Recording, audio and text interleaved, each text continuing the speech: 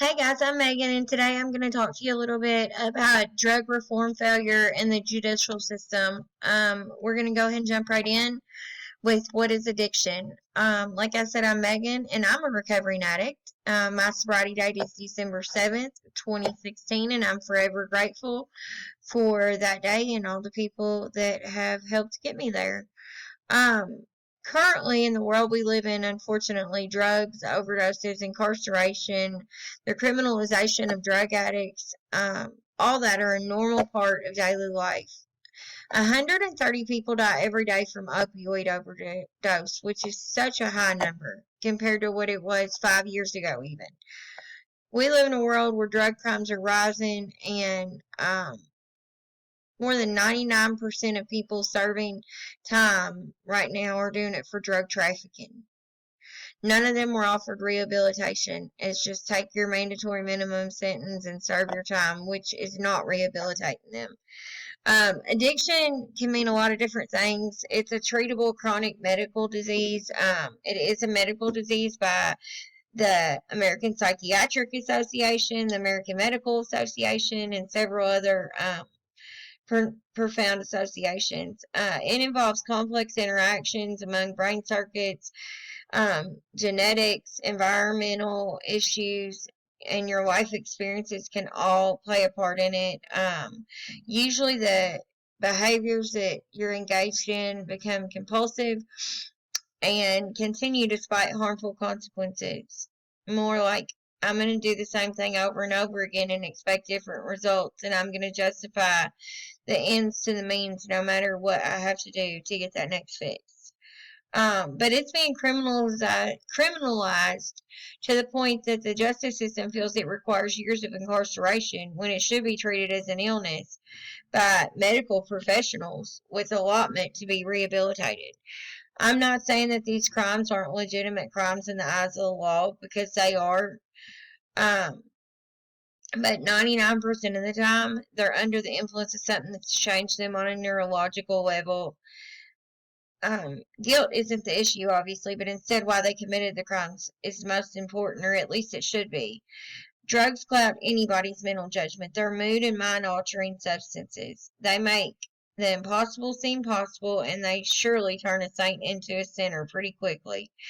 Not to mention when you throw being dope sick and the physical pain of that on top of it, you can justify anything. Um, Unfortunately, why you committed a crime doesn't really matter in the court of law. Not in this justice system. They just lump all these drug related offenses into the same category with other theft and robberies. And this is where I believe that the breakdown of justice happens. The need for change is phenomenal. The current drug policies are ineffective on so many levels. Shaming a person, caging them, making them unemployable, taking their kids, taking their house, taking their cars, their jobs, their money, everything isn't going to help them. Instead of doing all that, we should be spending it on helping them to get jobs and homes and their kids back and decent lives, and make it possible for them to stop and show them a different way of life. The health issues that come with the current drug policies are obviously not working either. According to the CDC, more than 70,000 people died just last year from overdoses, making it the leading cause of death in the U.S. Mass incarceration is another reason. The number of Americans incarcerated for drug offenses has doubled just in the last 2 years. There's 430,926 people incarcerated in 2020 just for drug offenses. The number of people in prison, like I said, has increased 10 times since 1980, and more than 1.5 million drug-related arrests were made in the U.S. in 2021. Not to mention there's no rehabilitation in jail. The DOJ has actually demanded that prosecutors be more selective in mandatory minimum sentences, because longer prison sentences don't create law-abiding citizens.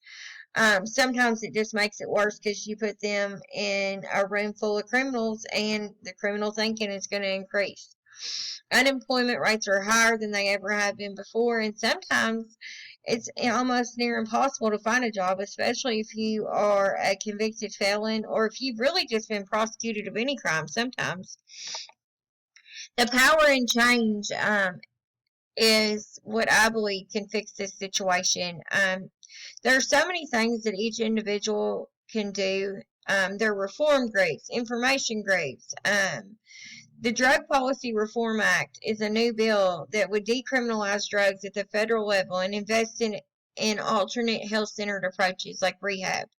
There are petitions going around that can be signed so that lawmakers can actually take this seriously, advocating for rehab instead of jail time, taking away the mandatory minimum sentencing act, because mandatory minimum sentencing is saying, like, no matter what I do, I deserve the same sentence as the last person that did this crime. And I feel like everybody is unique and individual with their situation.